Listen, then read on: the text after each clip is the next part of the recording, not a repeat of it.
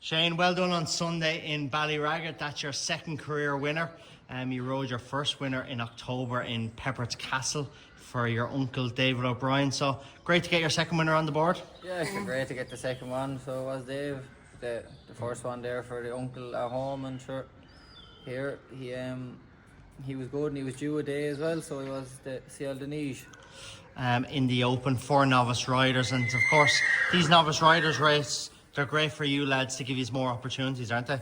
Sure, that's it here, and especially when you're in a yard and they have an old horse like that, sure, it's ideal for them. He was excellent, wasn't he? Everywhere jumping and travelled really well. Oh jeez, his jumping was top class, so it was. Sure, he took me everywhere, and sure we went out and made the running, and with a lap to go, the other horse went on, and I was happy enough to go with him then after. That was the grey horse, wasn't it? The grey horse, yeah. I was happy enough to go with him after the fourth last and put it up to him. And he was good. He made a bit of a mistake, the other lad at the last, but I said we were very good to get there all the same. Nice to get him over the line, because you'd rode him on two previous occasions. You finished third, then you finished second on him, then Brian rode him and you got back on him then, of course, on Sunday. So nice now you've kept improving your placings on him. Yeah, that's it, sure. The first day we ever had him, he came from Willie's, and the first day we ran him, he was second in at a blog to the mare that won the Hunter's Chase in Punchestown, and then the next day he was third in Tallow, and then Brian rode him the last day. I went up to up the north, and Brian was third on him, and then that was his fourth run, and it was nice to get the win out of him.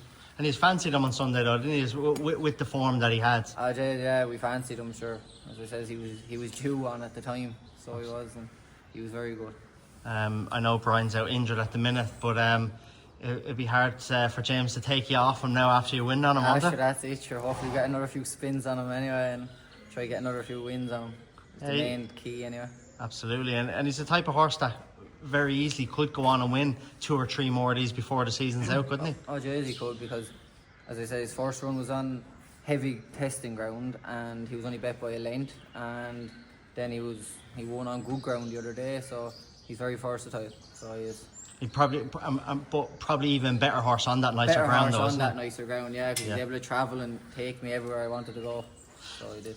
About yourself, how did it all start off for you? Your grandfather trained a lot of point-to-point winners, and then obviously your uncle then as well. You're born and bred right next to the beach, where subsequently James brings a lot of his horses down, and many handlers do. So yeah, sure. My grandfather used to train horses there, Donald O'Brien, trained a good few winners, and then my uncle took that over, and sure. That's David. He's after training his fair share as well so far, and sure, Martin Corrigan that works here, he lives right beside us as well, and he has a heap of horses, and he would have been working here at the time with James, and that's how I got in here. He dragged you up one morning.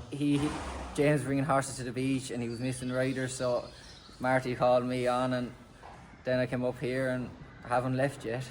And you're here quite a while now. Yeah, this is 7 year, maybe the 8th year even since I left school. Okay. Yeah, I was still in school when I started here, so. Great place to work though. Yeah, great place to work. It's very good, and my good bunch of lads always here, to be fair. I know you're quite modest about what you do and that, but I know you're an integral part in this whole team here, and James would be lost without you.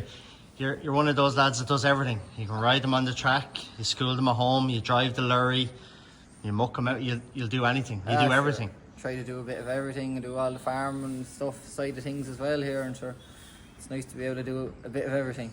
I said you're never idle. Yeah, and if you're handy on a tractor, you'll get plenty of work here too. That's it. All summer, sure, we're always at stuff, straw, hay, whatever has to be done. Plenty of good horses have come through this yard, Baltimore stables, and you obviously been a big part of all that, so it's great when you go on to see these horses winning on the track and go on to bigger things. Yeah, sure, it's great to see him proving on. As I said, sure, I'm here a long time now after seeing most of them go through, so it's nice to see him going on. In terms of riding for the rest of the season, just try and get as many rides as you can outside as well is obviously very important to get them. I'm sure I've a few little yards there as well. As I said, my uncle Marty there, he's starting back training there. He's the first runner on Sunday back. Right for Grace Kelly, and no, it's great to have them few small lads as well. And sure, hopefully, as he says, with Brian out, might get a few spins here extra as well. Absolutely, because plenty of 4-year-olds left to run anyway. That's it. So hopefully get another few, and as a Ciel De Niege, or hopefully he can pull another few out of the bag before the summer comes. No doubt he will, and we might even see him on the track then. Yeah, sure he might. Sure, he's the sort of horse he could go for a hunter's chase or anything there during the summer even. He said we no problem with that way. Good. Well, listen, well done with getting your second career winner within only a few months, and no doubt you'll ride plenty more, and very best of luck for the rest of the season, Shane. Yeah, thanks David. Cheers.